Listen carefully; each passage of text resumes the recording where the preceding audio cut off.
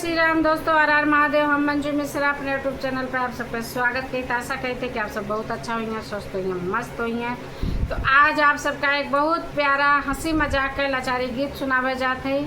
तो आप सब गीत का पूरा सुनिए और कमेंट में बताइए गीत कैसे लगा। और आप सबसे हाथ जोड़ के विनती बाटे कि गीत का फुल वॉच करा करें और कमेंट करके ज़रूर बतावें कि गीत कैसे लाग। आप सब कमेंट ना करती, एक कमेंट एक लाइक के आप सबका पैसा ना लागत। हमरो थोड़ा कर सपोर्ट कर दे। आप सबके सपोर्ट के बहुत ज़रूरत बाटे। तो भीख के तौर पे आप सबसे एक लाइक एक कमेंट मांगत है। तो आप सब ज़रूर करिए। आशा ना पूरी उम्मीद करी थे कि आप सब ज़रूर करिए। जय श्री राम, हर हर महादेव।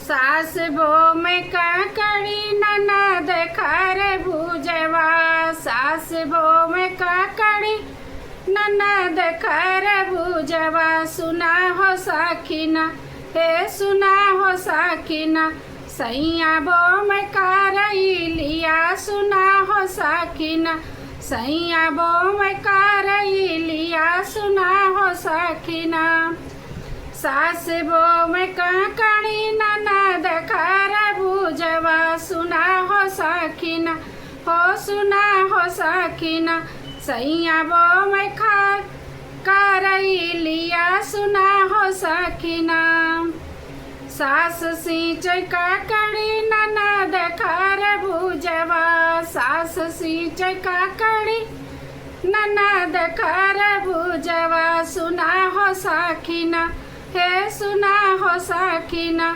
मोर बलमुआ सींचे कारइलिया। सुना हो साखिना, मोर सजनवा सींचे कारइलिया। सुना हो साखिना, सास तूर काकड़ी ननद खर भुजवा।